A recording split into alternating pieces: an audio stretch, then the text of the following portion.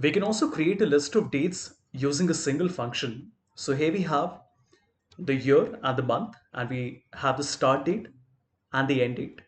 Our requirement is to create a list of dates from the 1st of December 2020 till the 5th of December 2020. Okay, so the first thing I want to do is to write a date function where we put the year and the month and the first date.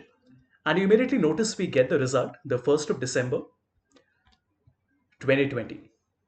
Now, our requirement here is not to stop here, but to create a series of days till the 5th of December. To do this, we can, rather than writing one single day, I can put it in curly braces and put 1, 2, 3, 4, 5 like this. And you notice it gives me 5 dates like this.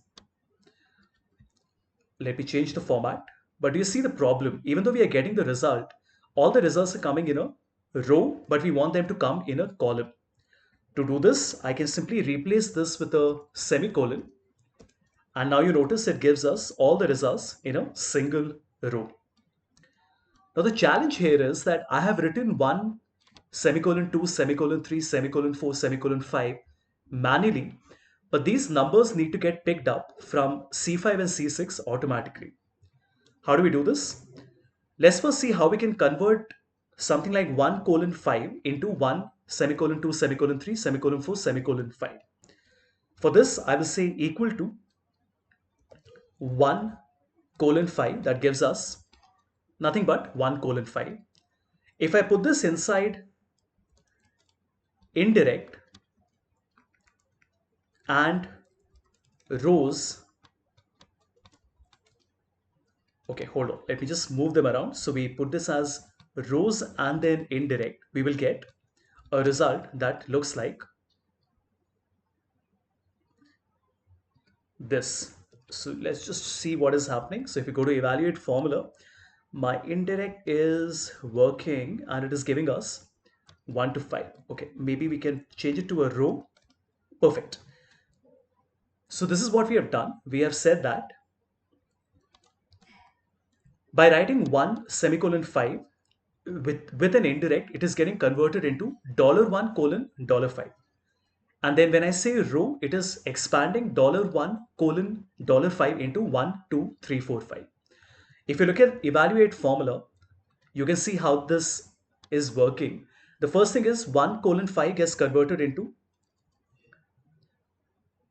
1 colon 5 is a text, and in indirect it becomes $1 $5, and then row will expand it into 1, 2, 3, 4, 5 that you can see here.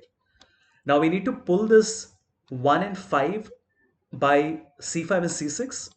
So we can say that the 1 is coming from C5, and we will simply concatenate a semicolon and then also concatenate C6 like this. Because C5 and C6 are cell references, they will not come inside double quote, and we get the same result like earlier. And if you notice, if I make it 6, now it gives me 6. If I make it 9, it gives me 9. And where will this entire thing go now? I can copy the entire formula, and here, rather than writing all of these values, we can just put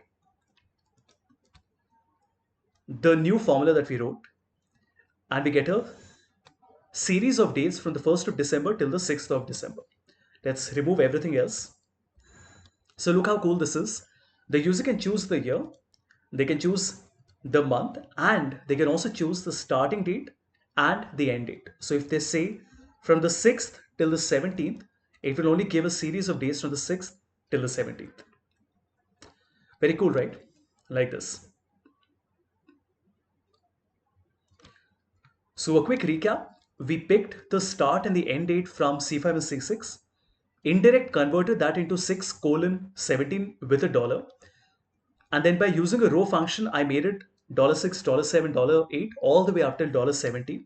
And then we are simply picking up the year and the month. And because we are creating this as a dynamic array formula, it is automatically populating multiple rows for us with a single formula.